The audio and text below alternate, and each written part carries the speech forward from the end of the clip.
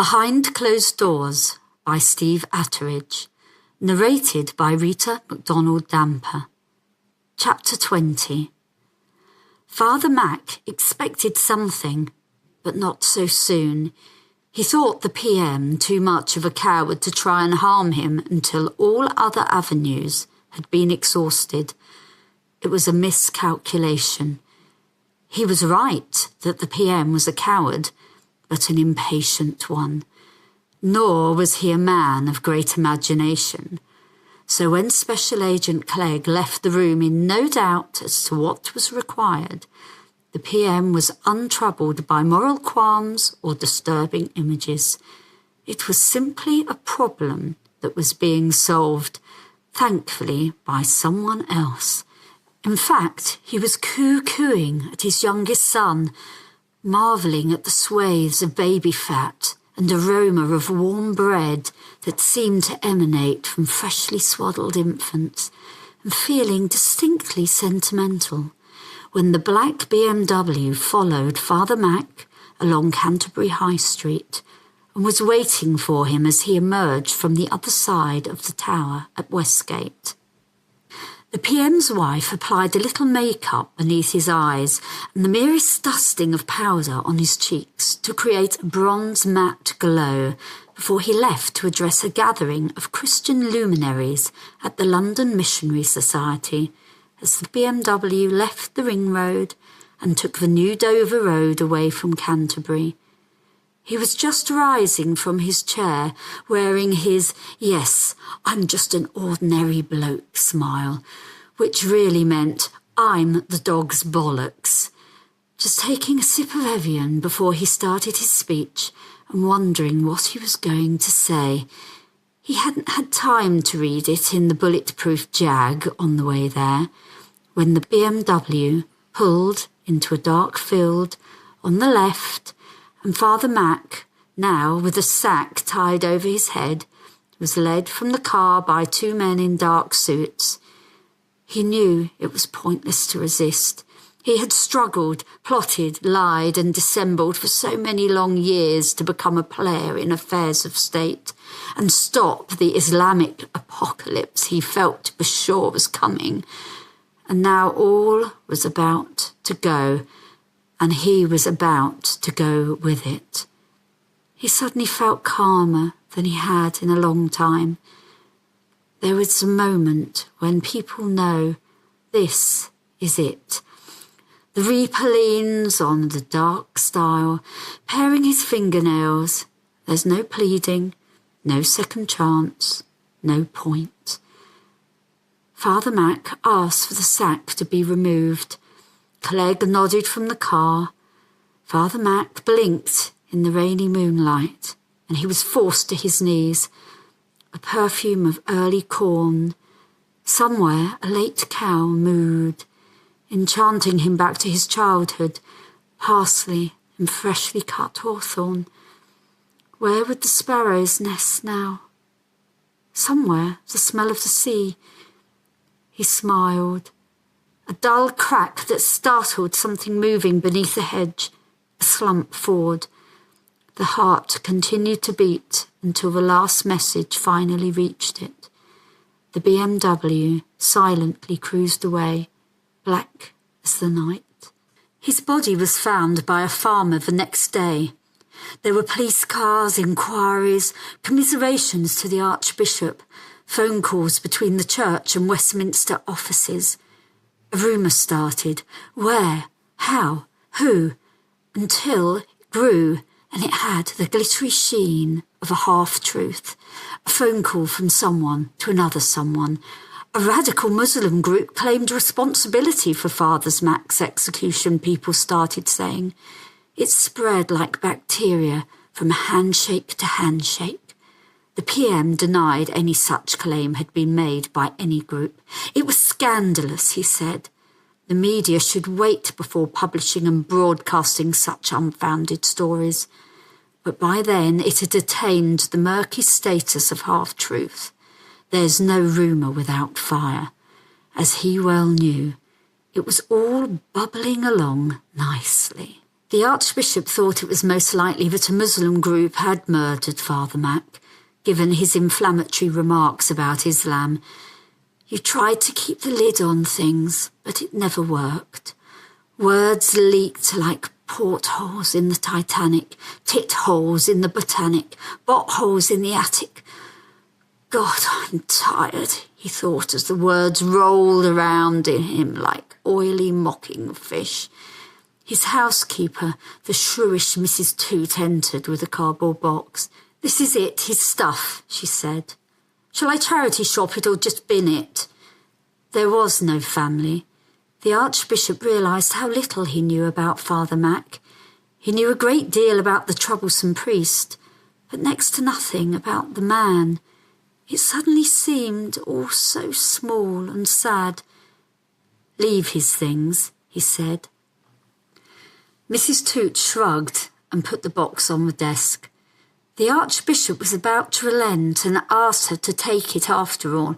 Sentimentality would have to wait until this awful crisis was over. But the sight of Father Mac's battered old Bible made him stop. He took it out and perused the well-thumbed pages. He came to Revelation. Chapter 6, verse 5 was underscored in red biro. "And I beheld, and lo, a black horse, and he that sat on him had a pair of balances in his hand." A memory tick-tocked uncertainly, and then flashed up the Prime Minister, smug, certain. The Archbishop turned the page. Chapter 13, verse 11 was also underscored. "And I beheld another beast coming up out of the earth, and he had 2 horns like a lamb, and he spake as a dragon." The word dragon was more heavily underlined. He turned the page, and the page number 234 and the 15 of chapter 15 were encircled, and a line drawn from one to the other. Why? He puzzled over it. Surely it was just a coincidence. The PM quoting the same scripture that was underlined in Father Mac's Bible. And the other underlined verses, why these? They shared the apocalyptic rhetoric that permeated Revelation. What was it D.H. Lawrence had said? That Revelation was where the devil had slipped into the Bible. It probably all meant nothing. He felt suddenly tired and put down the Bible. He reached across for the Daily Telegraph and the half-finished Sudoku. It would calm him. It always did, the numbers flitting through his mind until a pattern was found. He started in earnest but couldn't concentrate. There was a nagging like a toothache. But what was it? He would read the funeral oratory himself. People knew he and Father Mac had their differences. It was important to show that faith could transcend the merely personal. He looked back at the Bible, opened the pages again. There was something there, something troubling. Dragon, yes, but it wasn't the word. No, the Sudoku, numbers. But what about them? 6, 5, 13, 11, and then encircled 2, 3, 4 and 15. He could see no pattern, no logic. He lay in bed 6 hours later with it still nagging. He was almost asleep as the numbers kept rolling, tombola-like in his mind. He added, multiplied, sought for historical significance, symbolic meaning, but could fathom nothing. Neither could he grasp why he wanted to know. Perhaps because it was something final about Father Mac, the last mystery. His death made it seem important. Just as he was drifting off to sleep at 2 a.m, it came. He sat bolt upright. 11 digits. 6 on one page, 5 on the next. Could it be? A phone number. He switched on the light, excited as a spring lamb. The 5 digits were probably the code, and then the 6 the line number. He dialed 23415651311. Nothing. Dead. He reversed the first code. 15234651311. His heart missed a beat as he heard a ringing tone. But why? Why was this so? The call was answered. Silence. The Archbishop took a chance. He tried to change his voice. "Dragon," he said huskily. "Yes, Clegg. Why the hell are you phoning me at this time? I'm in bed, for Christ's sake." The Archbishop went cold. It was the Prime Minister. "Clegg, I know it's you. There was only you and the priest on this number with the code. So what is it? What?" The number went dead. The Archbishop sat down heavily. "Fuck," he said quietly to no one in particular. Scenarios sped through his mind. He sifted each one, considered it, and either rejected it or placed it in some provisional space in his mind. After half an hour, he mentally listed the certainties. Father Mac and the Prime Minister were in cahoots over something important. The fact that Father Mac had direct access to the PM on a number used by only one other person confirmed that. Clegg. Who was he? The Archbishop would find out. Father Mac had somehow been deceiving him, as had the PM himself. Father Mac's death suddenly seemed more suspicious. Faith, for all in triumphant hope. His vision crumbled and scattered, and now his life flew apart, all its unguarded spaces revealed, open to the air. He would never be the same now. He knew that, and really it was a blessing, for what was a vision but a fixed glare on a moving, chaotic canvas? You create a little hopelessly implausible world inside yourself, and then, foolishly, try to impose it on the world. Madness. Worse than madness, hypocrisy. Yet he felt closer to Father Mac than he ever had in life. They were in it together now, and he would find out the truth. He put his hand on the little Bible and promised the dead man that much. Dragon indeed. He would insist on another full autopsy on Father Mac's body. Perhaps the secrets he had so jealously guarded in life he would disclose in death. Chapter 21. "Perhaps we should pray," suggested Jocelyn. In his heart of hearts, he knew the suggestion was less to initiate contact with the Creator, who seemed somewhat tardy in coming to their rescue, although perhaps really it was part of his divine plan to have them become martyrs for Christ, and more to encourage Sister Annie to close her eyes so she wouldn't look at his skinny white legs and increasingly florid face. "What should we pray for, Brother Jocelyn? A crowbar, a key, an angel to lob a small explosive device so that we can get out of this?" Not for the first time, Jocelyn wondered about Sister Annie's faith. He was about to ask more when the door gave a sudden lurch, then another. Someone on the other side cursed, and the lock began to rattle. A twist and searing of metal, and the door swung open, and there stood the driver, Giovanni, holding a crowbar in one hand, an Italian-English phrase book in the other. "Scusi, vieni presto, I miei amici," he said. "This way for the bathroom," he read uncertainly. "I think our prince has come," said Sister Annie. Giovanni got to work with the crowbar and soon had the manacles off. Jocelyn rubbed his sore ankles and his calves to get the circulation going, and then Giovanni led them through the dark tunnel where gladiators and slaves and animals from across the earth once walked, lived, and died. Then between two pillars and into a small area where the papal car was waiting. They got in the back and Giovanni in the driver's seat, but not before Fathers Baz and Dave, enjoying a quiet smoke in the sun, saw them and got in their BMW to give chase. They sped along the Via San Grigio and then swung right along the Circo Massimo, Giovanni jamming his foot down so that the wheels screamed. The BMW was close behind and tried to touch bumpers. They came to a red light at Ponte Palino, but Giovanni ignored it and drove across the Tiber, barely missing a bus.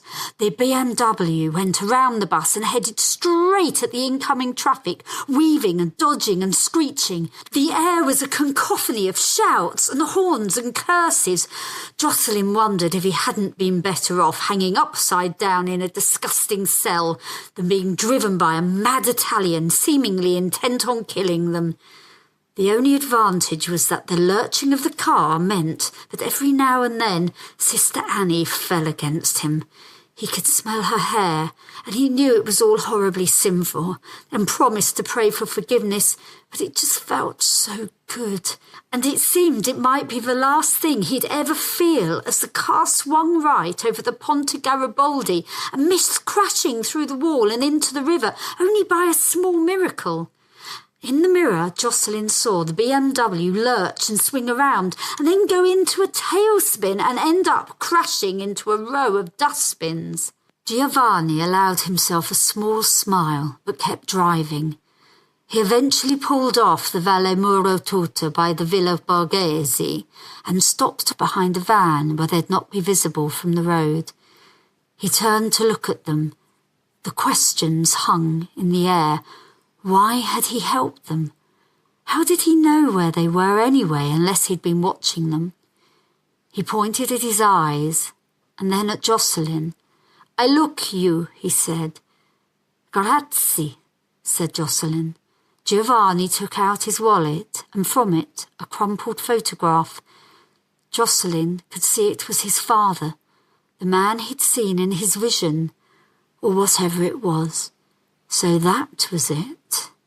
"Who?" asked Giovanni, and made as if to strike the photo. He owed him the information. For all Jocelyn knew, this man had just saved their lives.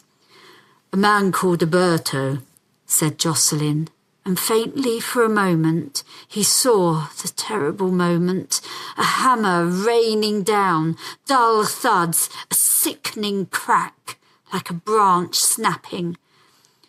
Giovanni gasped. He seemed to age in a trice. "Alberto, bastard." With a great deal of confusion, consulting of the phrasebook and hand gestures, they understood that Giovanni was going to take them to his apartment where they could stay until they felt safe, or until Giovanni returned and could take them to the airport. First, he explained, he had something to attend to. They didn't ask what it was, but Alberto would soon be receiving a visitor. Jocelyn felt feeble. Surely he should try and stop this man from committing murder, but what would it achieve? Surely forgiveness was what God wanted, but life was confusing, complicated, barbed. He decided to let things take their course. Surely if God wanted to prevent this murder, he would do so. And so they found themselves in a third-floor apartment in Via Vittorio Veneto with nothing to do but wait. "Perhaps if we went to the Vatican again and said it's all been a terrible mistake," said Jocelyn. "Good idea, along with stepping in front of a train, putting your head in a gas oven, and ripping off your own testicles with a rusty monkey wrench," she replied sweetly. He gaped, like a landed bloater, and she went to make some tea. Annie may have been dyed in high Anglican colours, but they appear not to have reached the bone. He looked out of the window, and what he saw in the street below made him gape again. "Sister Annie, come quickly," he called.